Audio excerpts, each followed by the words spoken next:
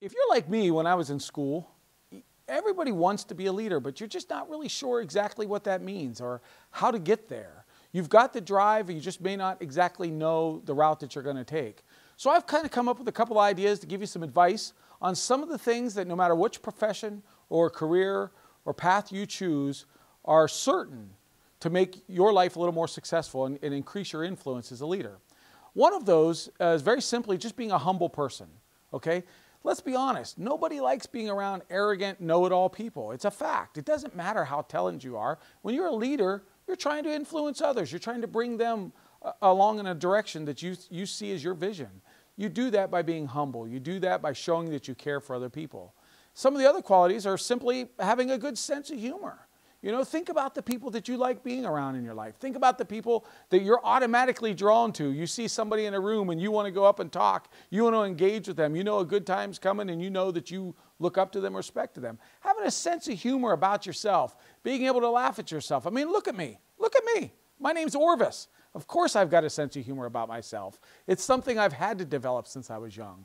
But I've said before, and I'll say it always in my life, there's no such thing as a self-made man. It's a very important thing to me, and you have to understand that when my life was really low and when I didn't believe in myself, it was others who didn't necessarily do it with an intentional effort to me, but it was others who reached out, who gave me an opportunity, and all I really had to do was to take that opportunity, to leap, to go, and then those people made sure I didn't fail. The bosses I've had in the past, I've only had a few jobs in my career, all of them have been like family. They're still like family. Those individuals are what I consider leadership, and when I look at them, I had total admiration. Maybe even, I idolize them. But what I have to say is this. You have to be a likable person first if you want to influence others. So all the things your parents have tried to raise you to do, to treat others like you want to be treated, that's one of the first key things you do to be a leader. T-shirts! Hey, I'm selling T-shirts. They got stuff on them. Buy the T-shirts. Oh, hey, Orvis. Hey, Mikey, what are you doing?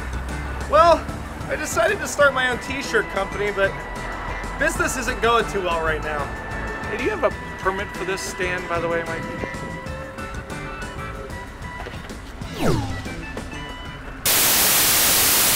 What we choose to do with our time is one of the most important decisions that we'll face.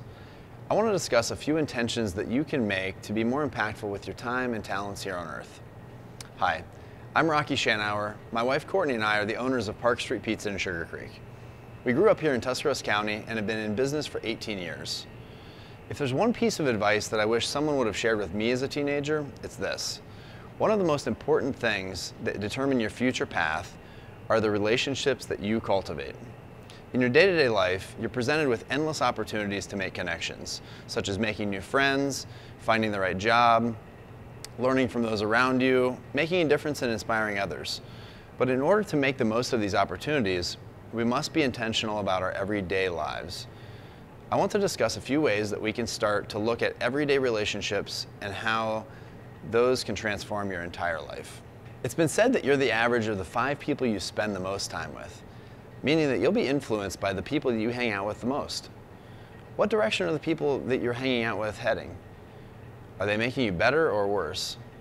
Are you gaining anything positive by their influence?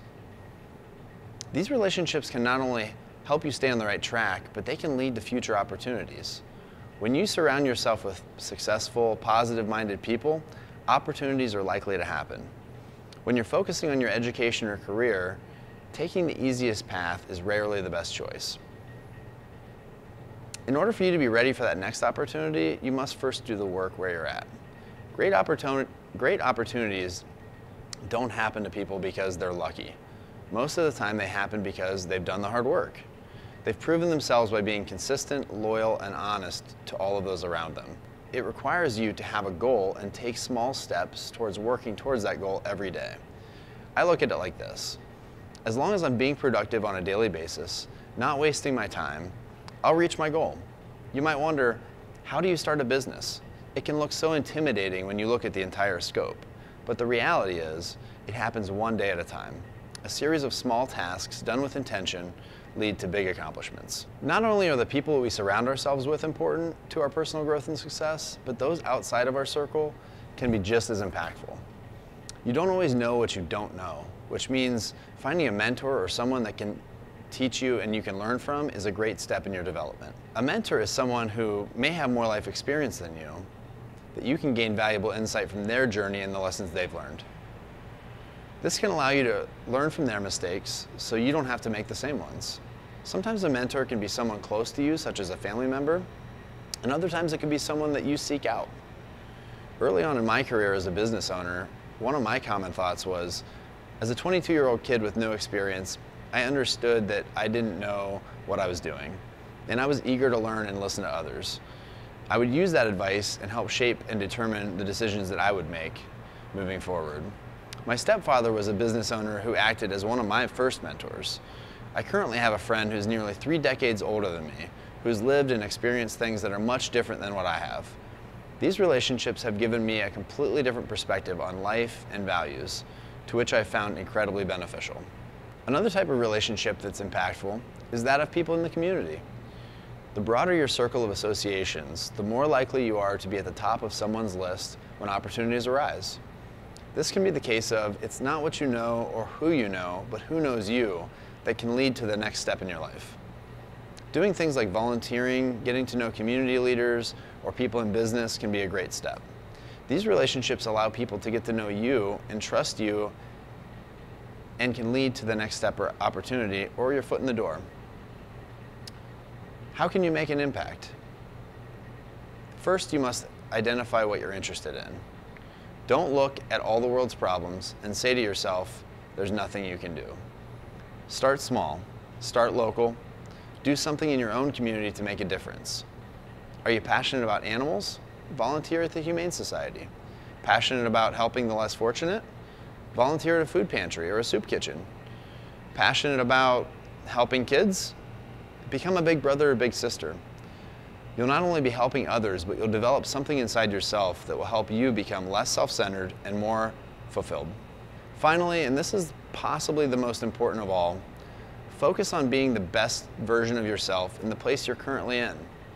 Whether that be in your school, your workplace, or even your home. Your interaction in these everyday activities impacts you and other people around you. You have the potential to help and inspire everyone that you interact with. So what will you be remembered for? Will people look back at their friends from high school in 20 years? What will they say about your character? When there's an opportunity at your job, who will they consider? As an example, when we needed a general manager in our business, none of the assistant managers we currently had at the time were stepping up or proving they were ready or capable. It was a fateful conversation that I had after a long night with one of my delivery drivers as he was mopping the floor that led him to becoming the general manager of our restaurant. This opened the door to many opportunities neither of us could have expected.